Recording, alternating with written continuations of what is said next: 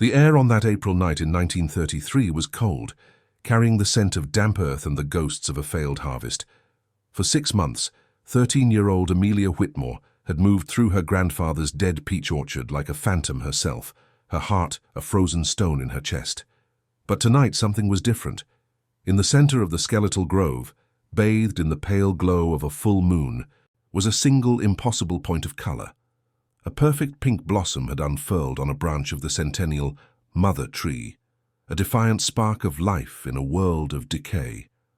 The sight was so profound, so utterly contrary to the starvation and silence that had defined her existence, that her legs gave out from under her. She collapsed against the rough, ancient bark of the tree, the texture grounding her as the first tear she had allowed herself since her mother's death finally traced a path through the grime on her cheek, followed by a second, and then a torrent of grief and relief that shook her entire small frame. This moment, a quiet collapse under the Texas moon, represents a victory that words can barely contain. It's a testament to a strength that no child should ever have to discover. If you feel the weight of this opening, please take a moment to let us know where you're listening from in the comments. Every like and every new subscription to our channel helps us share these incredible stories of human resilience. We believe this journey is worth following to its powerful conclusion, and your presence here makes that possible. We are grateful to have you with us, ready to uncover the full story of how a single blossom held the power to save a life, and we promise the path to this moment is one you will not soon forget, a story that needs to be heard and remembered. But to understand why one small flower on a seemingly lifeless branch could shatter the armor a young girl had built around her heart, we must travel back in time. This story does not begin with hope, but with its absolute absence. It begins 8 months earlier, on a cold and unforgiving October morning in 1932. It was on that day that Amelia's world shrank to the size of a 200-acre prison, of dead trees and suffocating silence, the day her stepfather, Vernon Briggs, abandoned her and her 4-year-old brother, Jonah, on the desolate property known throughout Fredericksburg as the Ghost Farm, with nothing but a cruel note tacked to the door, and the harshest winter in a decade bearing down on them like a predator. The October morning Vernon Briggs left was defined by a cold that had nothing to do with the weather. It was a cold that emanated from the piece of paper tacked to the peeling paint of the farmhouse door, its words a monument to indifference. Not my kids, not my problem. The dead land is yours. 12-year-old Amelia Whitmore read the note twice, her mind not processing the cruelty, but instead cataloguing the immediate facts. Vernon was gone.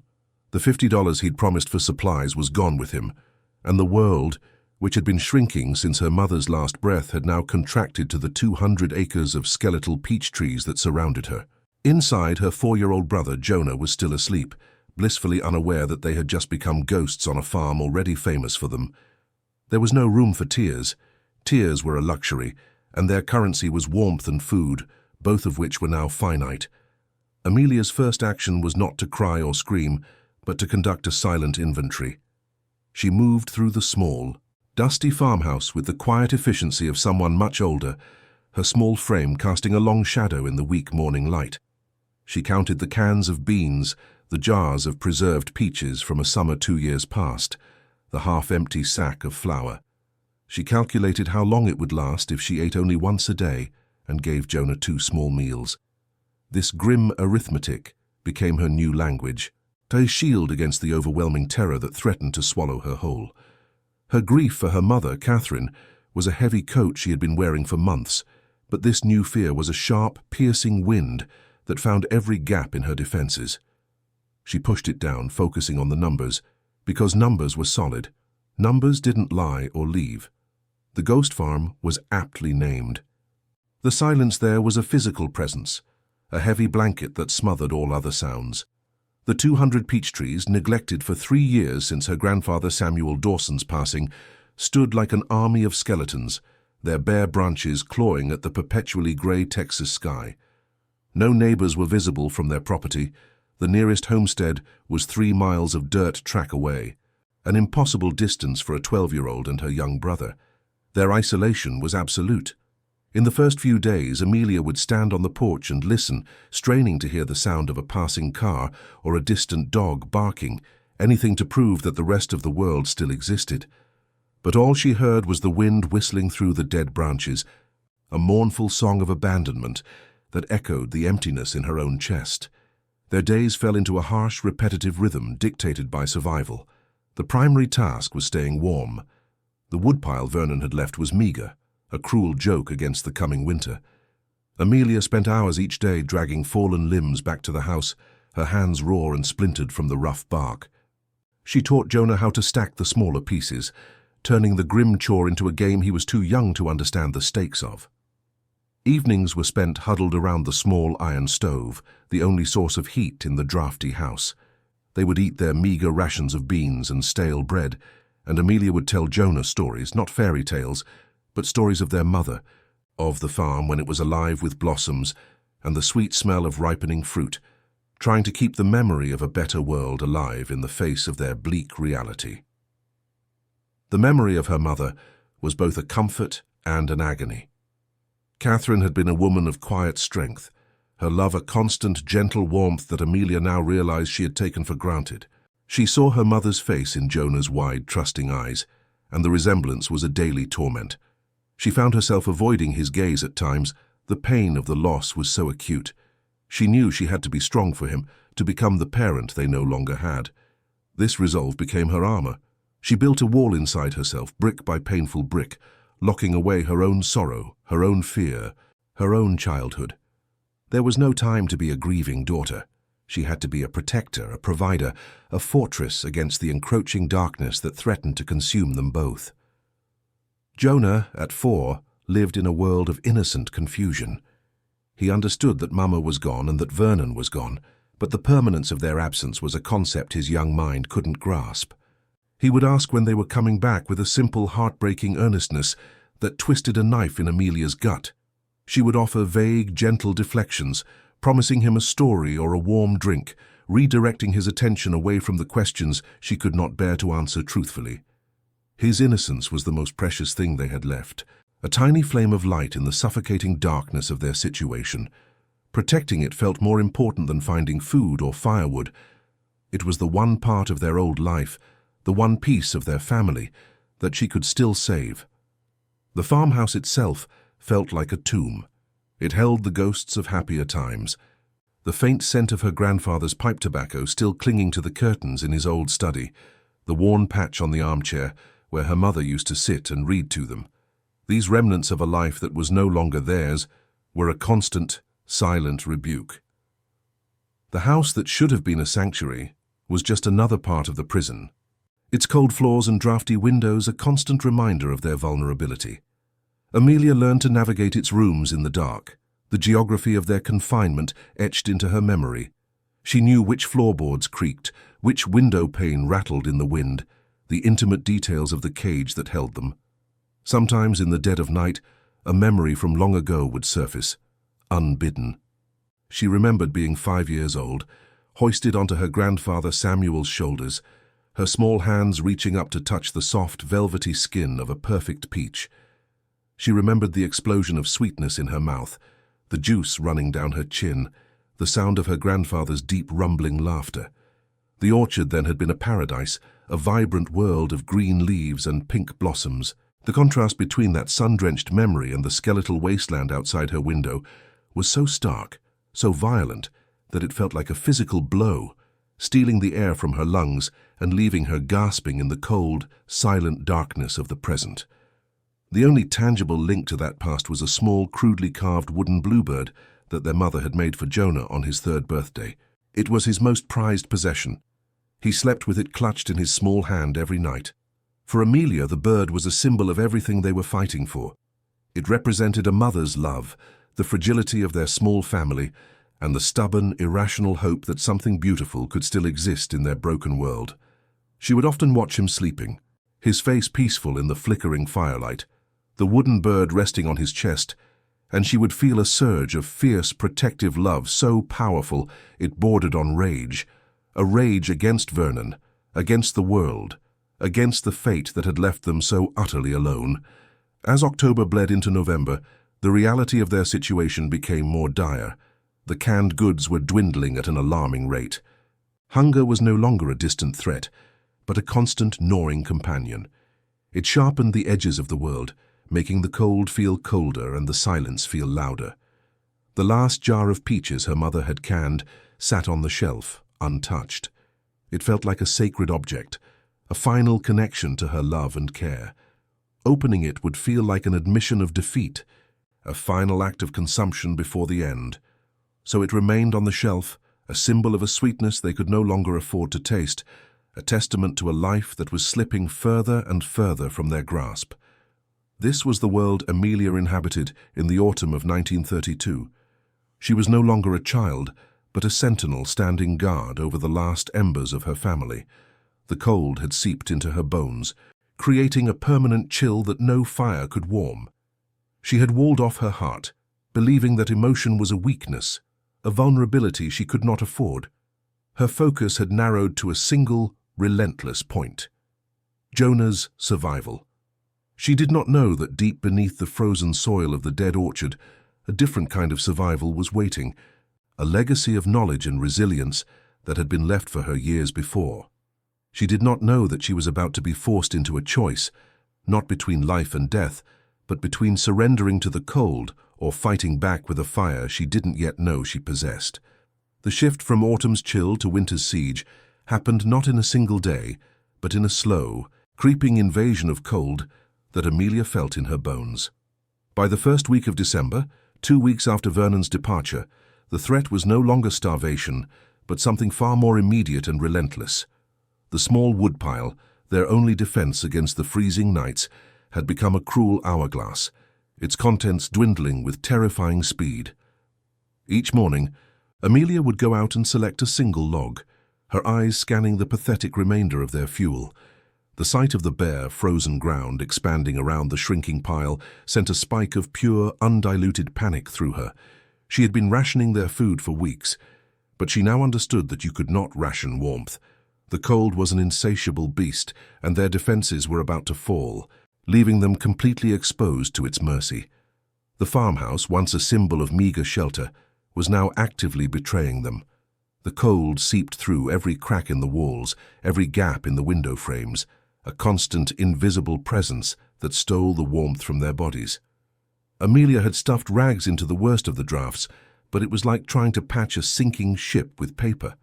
Frost now bloomed on the inside of the window panes, intricate, beautiful patterns that spoke of a lethal drop in temperature.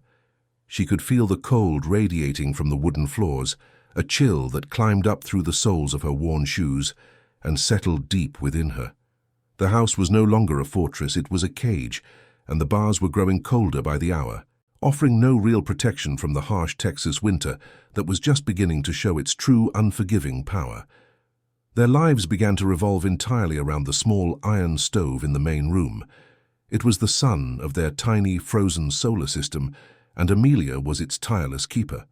She learned the exact science of making a single log last for hours, carefully managing the airflow, banking the embers at night to preserve a faint glow until morning. The fire was their only source of hot food, their only light in the suffocating darkness, and the only thing standing between them and hypothermia. The sound of the crackling wood was the heartbeat of their survival, a fragile rhythm against the howling wind outside. She and Jonah would huddle as close as they dared, their faces illuminated by the flickering orange light, watching the flames consume the wood that was also consuming their time. Each spark a beautiful, terrifying countdown. The cold was hardest on Jonah. His small, 4-year-old body had no reserves to fight it. A dry, persistent cough had taken root in his chest a week ago, and it rattled his small frame, especially at night. Amelia would wake to the sound and feel a fresh wave of terror wash over her. She wrapped him in every blanket they owned, but still he shivered in his sleep, his breath misting in the frigid air of the bedroom. She would bring him into the main room, settling him on the floor beside the stove, but she knew it was a temporary solution. His shivering was the most tangible evidence of their failure, a physical manifestation of the danger that was no longer a distant threat but an enemy inside their walls, preying on the most vulnerable of them. His health was now the barometer of their desperation. The moment the threat became absolute and undeniable arrived on a Tuesday afternoon. The sky was the color of slate, heavy with the promise of more cold. Amelia went to the woodpile and her heart stopped. There were only 2 logs left. She stared at them, 2 small, ordinary pieces of wood that now held the weight of their entire future. She picked one up, its rough bark cold and solid in her raw hands, and looked at the single solitary log that remained on the frozen earth. One for tonight and one for tomorrow. After that, there was nothing. No more reprieve, no more borrowed time. The abstract fear of freezing solidified into a concrete 2-day timeline. A cold deeper than the wind swept through her, the chilling certainty that their fragile system of survival had just shattered completely. She carried the log inside, the weight of it feeling immense, final. She placed it beside the stove with a reverence reserved for a sacred object. This piece of wood was not just fuel, it was a boundary line. On this side lay the tenuous warmth of the present. On the other side lay an unthinkable, silent cold. She looked over at Jonah, who was quietly playing with his small wooden bluebird, oblivious to the fact that their world was about to end.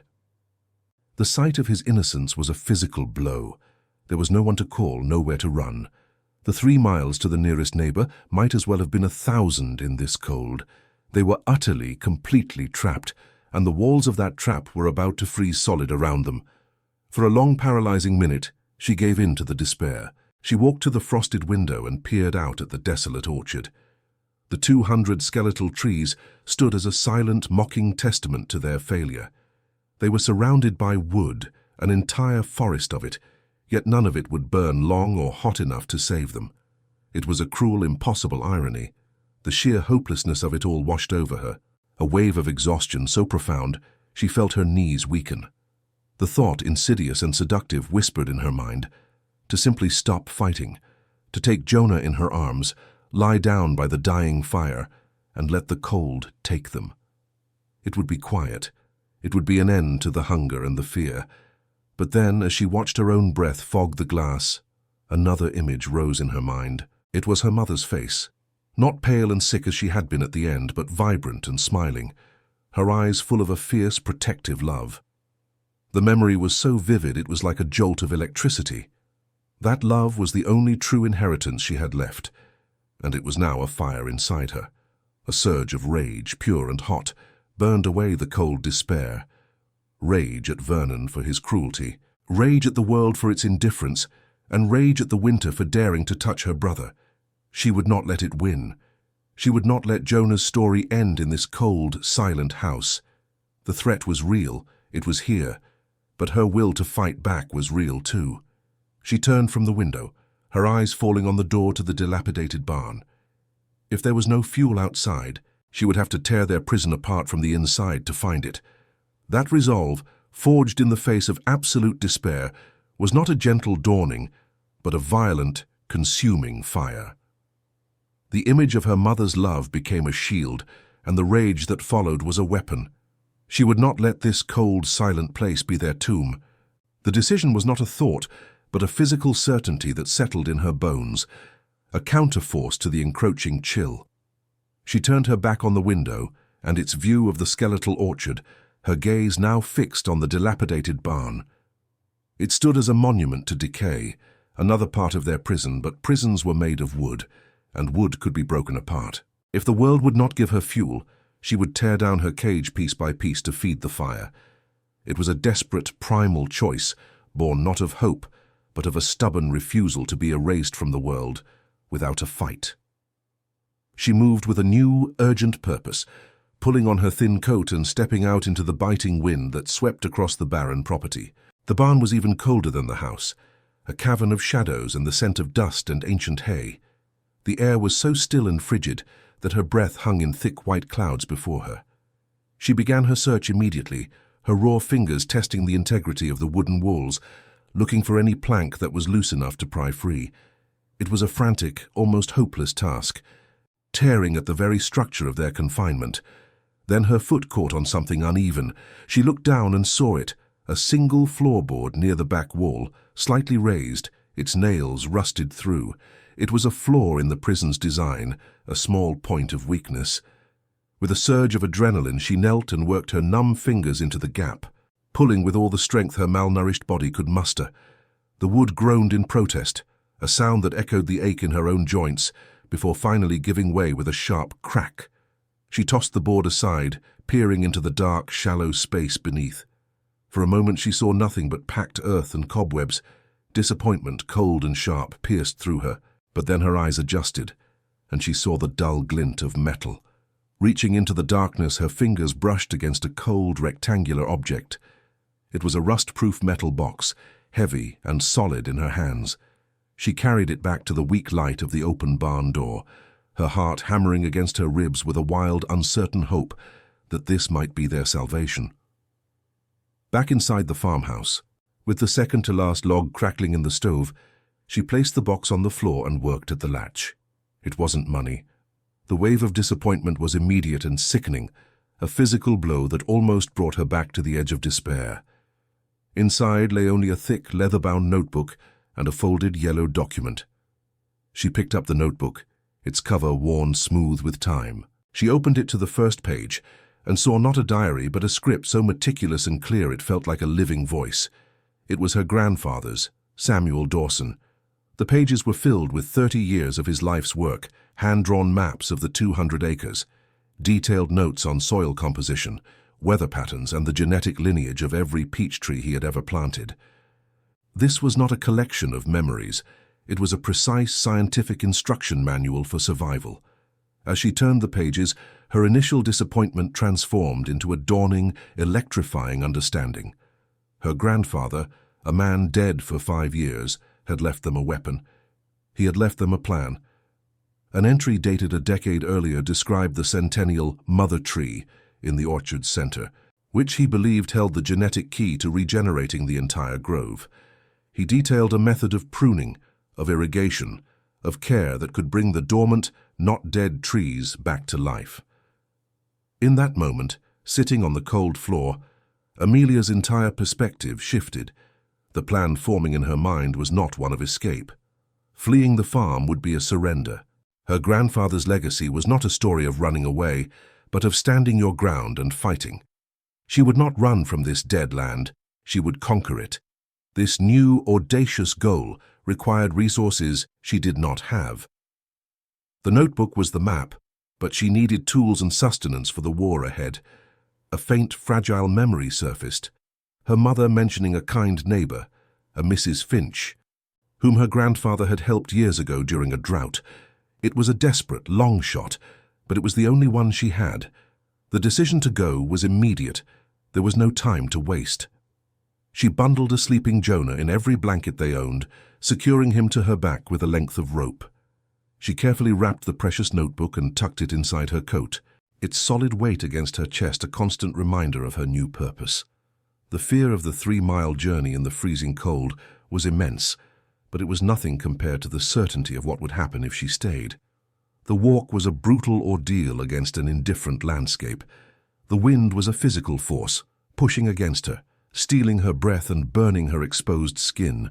The frozen dirt of the track was hard and uneven under her worn shoes, and the weight of Jonah on her back was a heavy, precious burden that made every step a monumental effort. The skeletal branches of the dead trees clawed at the grey sky on either side of the road, a constant mocking reminder of the task that awaited her if she even survived this journey. She focused on the rhythm of her own breathing, on the solid weight of the notebook against her heart, and on the memory of her grandfather's steady handwriting. She was no longer just a girl running from the cold. She was a messenger, carrying a plan from the past into the future. When she finally saw the flickering yellow light of a window in the distance, it felt like a mirage.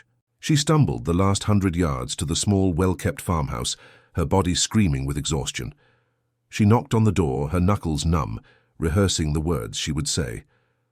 An elderly woman with kind, weary eyes opened it. Amelia's voice was a raw whisper when she spoke. She didn't ask for charity, she simply stated her purpose. She was Samuel Dawson's granddaughter. At the mention of his name, the woman's expression softened instantly. Without asking for an explanation, Dorothy Finch ushered them inside, towards the warmth of a fire and began filling sacks with flour, beans, and potatoes. She found a small pruning saw and a whetstone in a shed, pressing them into Amelia's hands with a quiet understanding that felt more profound than any words of pity. That night, back in their own cold farmhouse, the world was entirely different. The last log was in the stove, but it was no longer a symbol of their end. On the table sat a sack of flour and another of beans, a promise of sustenance. Jonah was asleep, his cough quiet for the first time in days, his small body finally warm under a thick quilt Mrs. Finch had given them. Amelia sat at the table, the notebook open before her, the light from the fire dancing across the diagrams and her grandfather's words. She took the pruning saw and the whetstone and began to sharpen the blade. The rhythmic scrape of stone against steel was the only sound in the room. Her hands were shaking, not from fear or from cold, but from the immense, terrifying weight of the promise she was making to a dead man, to her sleeping brother, and to herself. The war for the ghost farm was about to begin. The sharpening of the saw was a declaration of war, but the first battle was not fought in the orchard. It was a desperate 3-mile retreat through enemy territory. With Jonah bundled onto her back, a warm, precious weight against the cold that had settled in her own bones, Amelia stepped out of the farmhouse. The wind hit her like a physical blow, a solid wall of force that stole the air from her lungs and screamed in her ears. She pulled the thin door shut behind her, the soft click of the latch sounding as final as a gunshot in the immense, hostile silence. The notebook was tucked inside her coat, its hard edges pressing against her ribs, a shield of knowledge against an onslaught of raw, brutal nature. She took one step, then another, leaving the dubious safety of the house to cross the frozen, open ground, moving towards a dirt track that was only a slightly less dark line in the suffocating blackness of the night. Every foot of progress was a victory won at a terrible cost. The open land between the house and the road offered no protection, and the wind tore at her relentlessly, finding every gap in her worn coat, its icy fingers seeking to drain the very life from her. Jonah was a silent, heavy presence, and she angled her body to shield him, taking the full force of the gale herself. Her own breath plumed in front of her face, instantly snatched away by the current. The skeletal arms of the dead peach trees on either side of her path seemed to reach for her, their dark forms a constant reminder of the failure she was running from and the impossible task she hoped to run toward. The ground was hard as iron, jarring her exhausted frame with every single step, the vibrations traveling up her legs and settling as a deep ache in her joints. Reaching the dirt track was no relief. The frozen ruts and divots made the footing treacherous, a landscape of hidden dangers in the dark. Twice she stumbled, her worn shoes finding no purchase on the uneven, icy surface. The second time her ankle twisted sharply, sending a spike of white-hot pain up her leg. A cry escaped her lips, swallowed immediately by the wind. She caught herself on the frozen embankment, her raw hands scraping against the jagged earth, her entire body trembling from the shock and the near fall. For a long moment, she stayed there, panting, the pain in her ankle a throbbing, insistent drumbeat. But letting go, falling completely, was not an option. Jonah's steady, sleeping breath against her neck was a reminder of the stakes. She pushed herself upright and forced her body onward, limping now, each step a fresh wave of agony.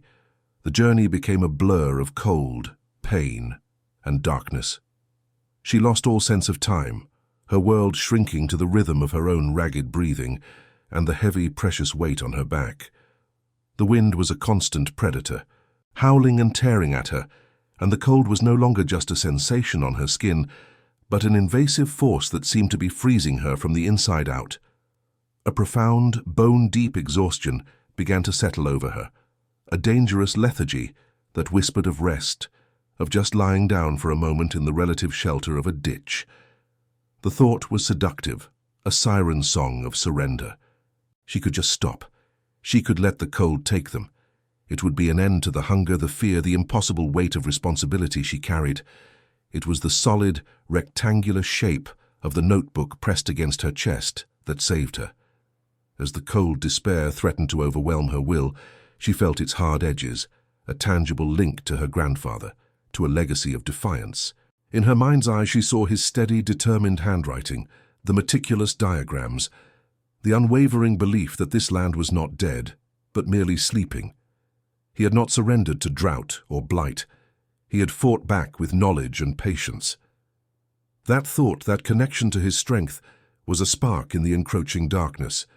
She was his granddaughter. She was the keeper of his work. Surrender was a betrayal not just of Jonah, but of him. The rage returned, a low burning ember in her gut, and it was enough to fuel her next step, and the one after that. The world was an empty, black void, punctuated only by the mournful, distant howl of a coyote. The sound was thin and lonely, an echo of her own desolation, and it sent a fresh spike of fear through her. She was a child, alone in the dark, carrying her even smaller brother through a wilderness that did not care if they lived or died. She pulled the thin blanket tighter around Jonah's sleeping form, her protective instincts flaring with a fierce, animal intensity.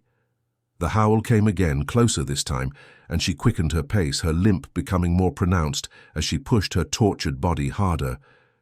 The darkness was no longer just an absence of light.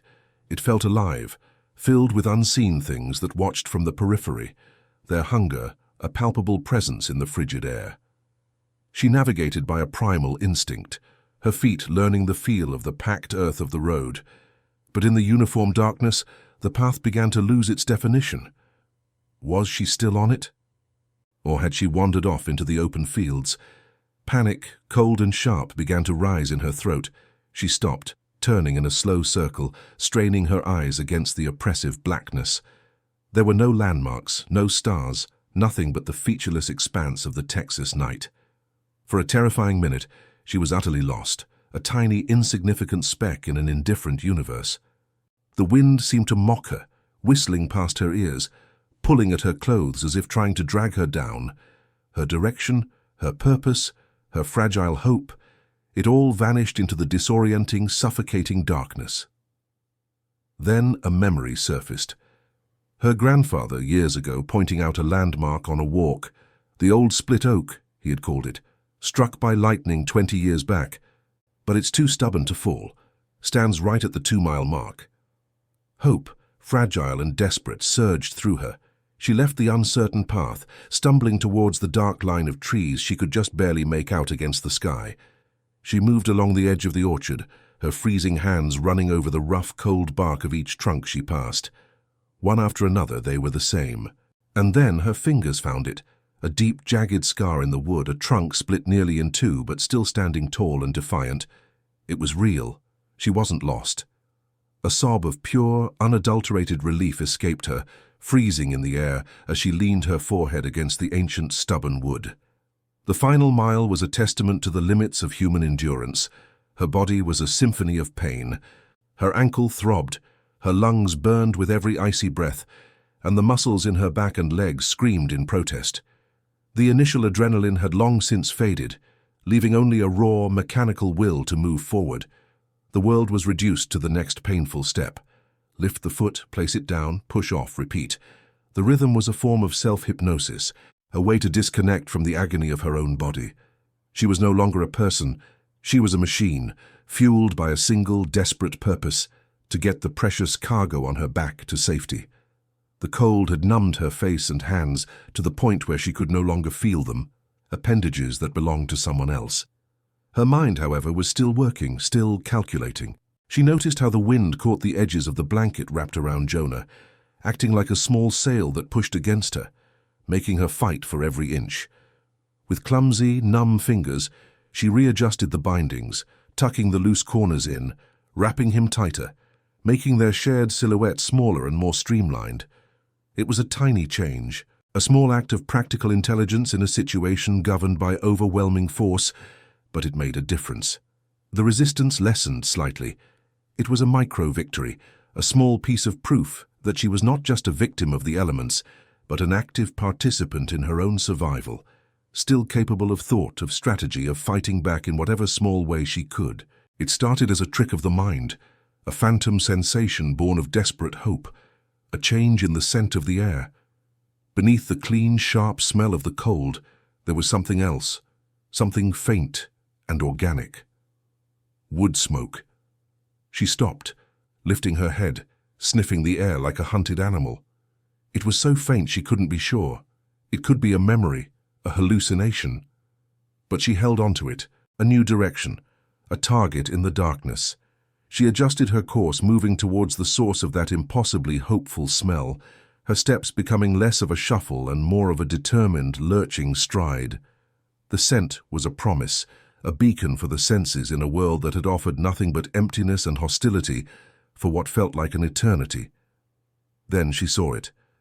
A single point of light, a tiny, flickering yellow square embedded in the vast, overwhelming blackness. It was so small, so distant, it seemed fragile enough to be extinguished by the wind, by a blink of her own eyes. But it held. It was real. The sight shattered the last of her stoic control. A wave of emotion so powerful it buckled her knees, washed over her. Relief, gratitude, and a profound, aching exhaustion. Tears streamed down her face, freezing instantly on her cheeks. She was no longer walking but stumbling, lurching through the darkness towards that beacon, her eyes locked on it, her entire being focused on that single, beautiful, impossible promise of warmth and safety. The last 100 yards were the longest journey of her life. Her legs finally gave out as she reached the small porch, and she fell against the solid wood of the front door, the impact jarring through her entire body. The light was here, on the other side of this barrier. Safety was here. She stayed there for a moment, the rough texture of the wood against her cheek, her body refusing to move another inch. With the last ounce of her strength, she raised her numb, trembling hand. She knocked. The sound was barely a whisper, a feeble scratching against the wood, but it was the culmination of every ounce of will she possessed. She had crossed the frozen wasteland. She had delivered her brother. And now she could only wait, her ear pressed to the door, listening for the sound of life within. The air on that April night in 1933 was cold, carrying the scent of damp earth and the ghosts of a failed harvest. 6 months of relentless, back-breaking labor had stripped every ounce of softness from 13-year-old Amelia Whitmore, leaving behind a creature made of wire and will. She was thinner, her hands a permanent map of calluses and scars, but she was no longer a victim of this land. She was its caretaker, its warden, its solitary priestess. She moved through the orchard not with fear, but with a weary proprietary stride. This expanse of 200 skeletal trees was no longer a prison, but a kingdom she was trying to resurrect from its own ashes. Each night, after Jonah was asleep, she would walk the rows, a silent, hopeful inspection that had, for 180 consecutive days, ended in the same quiet, gnawing disappointment. Tonight felt no different, just another rotation in a cycle of work and waiting. Her path through the grove was a familiar one, etched into her memory and into the earth itself by the thousands of steps she had taken. She knew the precise location of every tree, the unique twist of every branch she had painstakingly pruned, according to her grandfather's instructions. The silence in the orchard had changed over the months. The oppressive, terrifying emptiness of October had been replaced by something else. A watchful quiet, the profound stillness of a world holding its breath. It was a silence she had earned, a silence filled not with absence, but with the immense invisible weight of her own effort. The full moon hung high in the black Texas sky, bathing the skeletal branches in a pale, ethereal light, making the familiar landscape seem both beautiful and haunting, a silent testament to her lonely war against decay and winter. Her pilgrimage always ended in the same place, the very center of the orchard, at the foot of the centennial mother tree. This tree was the heart of her grandfather's plan, the linchpin of his entire legacy. According to his notebook, it held the genetic strength to regenerate the entire grove. She approached it with a unique mixture of reverence and exhaustion, her hand instinctively going to the distinctive, gnarled knot in its trunk that had allowed her to identify it months ago.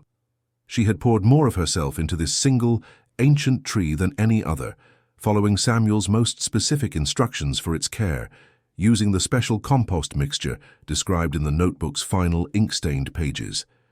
The hope she held for this tree was a fragile, dangerous thing, a flickering ember she had to protect from the winds of her own doubt. The inspection began as it always did, a practiced and methodical ritual. Her eyes, now expertly trained, scanned the bare, dark branches, tracing the lines where her saw had cut away the dead wood to reveal the faintest sliver of green vein beneath. She moved around the trunk in a slow circle, her gaze sweeping from the base to the highest, thinnest limbs, searching for any sign of change, any hint of life. She expected nothing. After weeks of this nightly routine, hope had calcified into a stubborn, mechanical duty. Disappointment was the norm, the familiar ache she carried back to the cold farmhouse each night. The moonlight cast long, skeletal shadows on the ground, and for a long moment, the only thing she saw was the same stark, beautiful, and lifeless portrait of her own seemingly futile efforts. Then, she stopped. Her gaze had swept over a particular branch, one she remembered almost giving up on a month prior, and something registered as wrong. A point of impossible color in the monochrome world of moonlight and dark wood.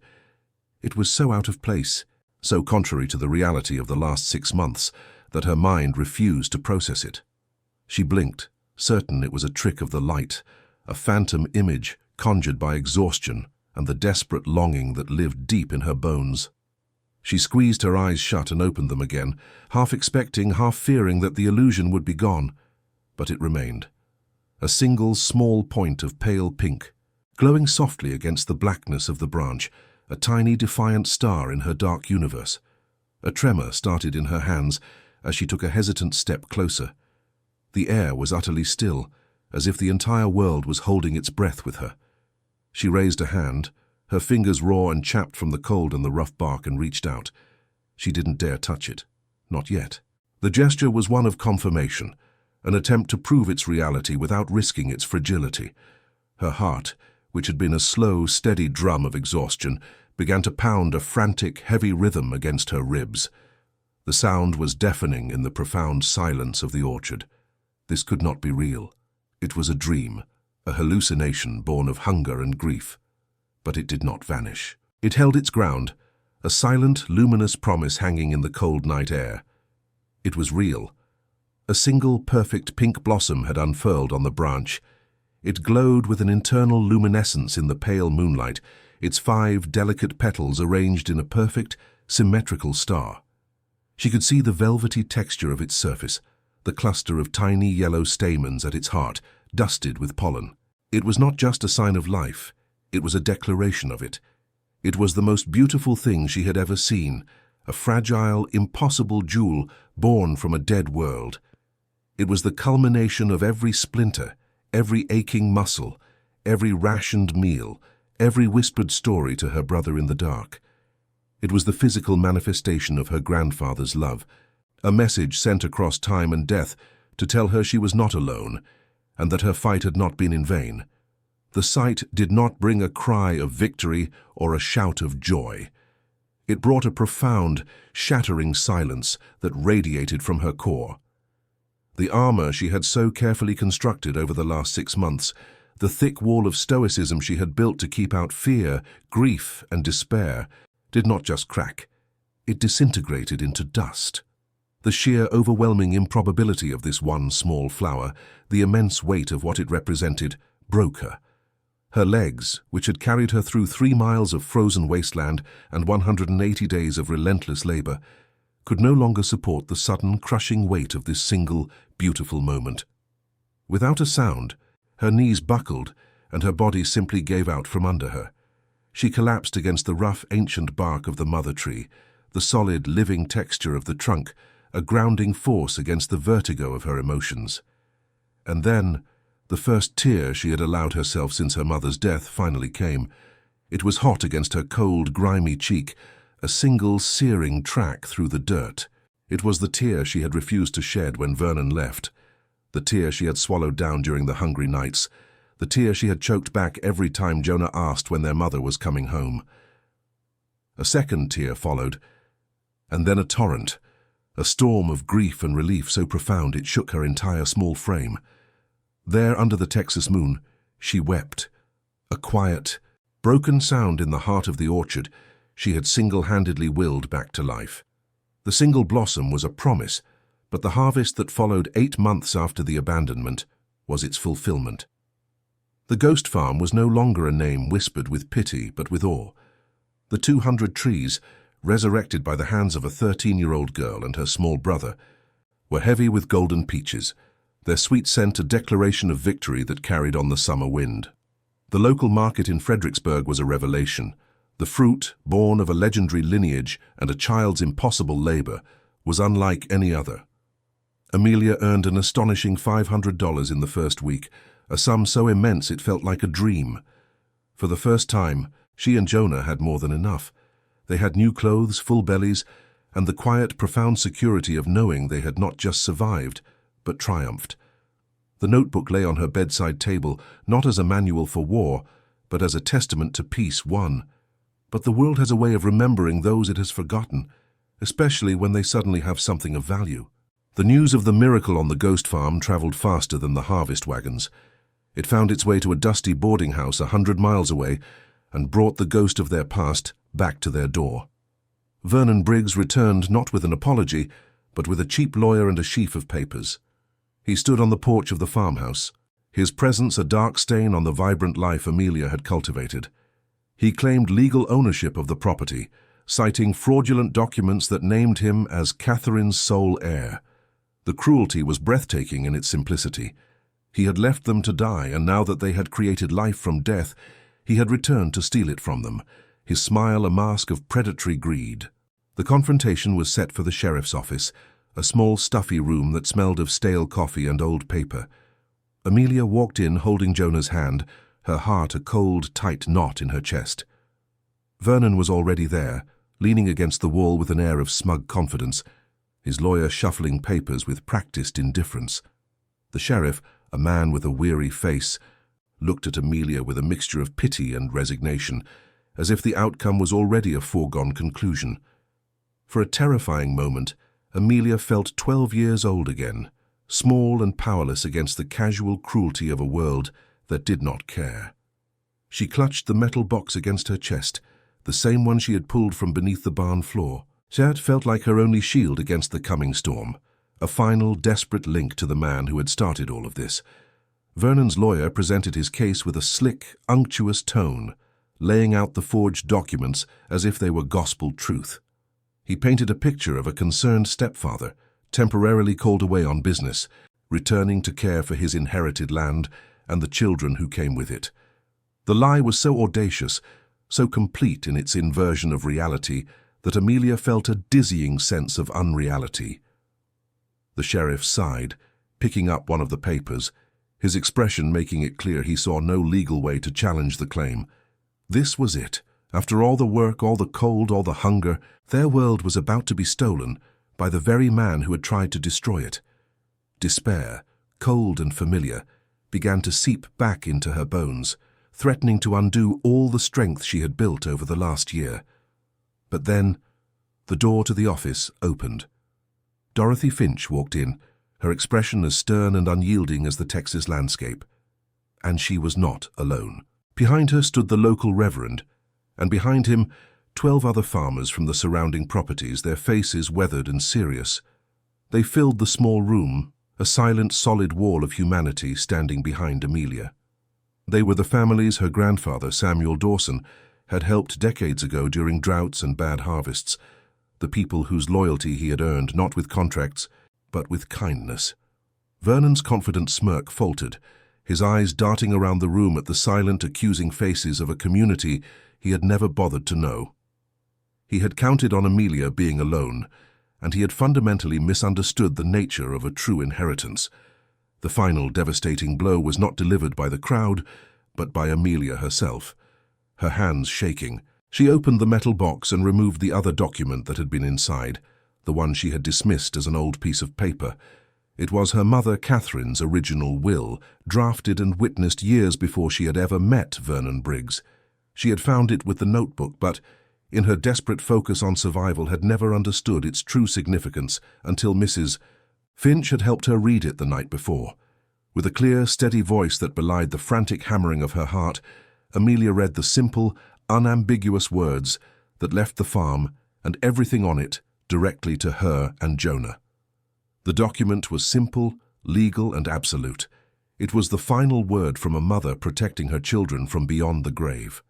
The will was the weapon, but the community was the army that ensured its victory. One by one, the farmers provided sworn testimony. They spoke of Samuel Dawson's generosity. They described seeing a young girl and her brother working the land alone through the harshest winter in memory. They confirmed the date Vernon had abandoned them and the date he had returned. Their collective voices wove a story of resilience and community that completely dismantled Vernon's web of lies. They were repaying a debt to a good man by protecting his legacy, by standing as witnesses for the granddaughter he had never had the chance to see grow up. The sheriff, his face now grim with a cold anger, looked from the will to Vernon's ashen face, and the last vestiges of pity in his eyes were replaced by the hard glint of justice.